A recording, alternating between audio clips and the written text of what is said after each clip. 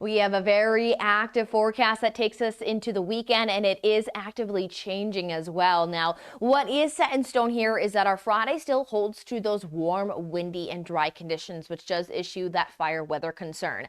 But then we are watching the change that will come from Friday night into Saturday with a passing frontal system that will allow for temperatures to drop nearly 30 degrees between our afternoon high Friday into our Saturday afternoon high. And that is associated with some precipitation and some very strong winds. Now, what we know with these weekend impacts is that we have high confidence that this storm system is going to bring very strong winds. So we're talking even some 60 to 80 mile per hour wind gusts. We also know that this is going to cause for some heavy mountain snowfall, especially to our north. We're going to keep an eye on the North Laramie Range that is underneath some of those winter headlines with the potential of over a foot of snowfall accumulation.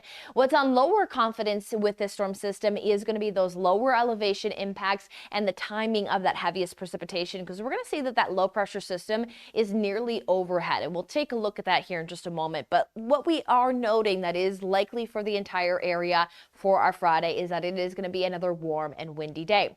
67 degrees is looking to be our high into Cheyenne under mostly sunny skies. We are noting that breezy winds especially will slide in for the afternoon. That southerly wind gusts up to 20 to even 35 miles per hour will be felt across the entire region. Southerly wind does bring that warming, but a warm environment. These types of winds that are bringing gusts area-wide 30 to 35 miles per hour will be able to allow for any fire that does ignite to spread very quickly. So some red flag alerts in place due to that threat. So please prevent any burning. We will be talking about bringing some moisture into our soils as we step throughout the weekend. Now, there might be a few showers found across areas of I-80 and into the Laramie Range by the end of the day.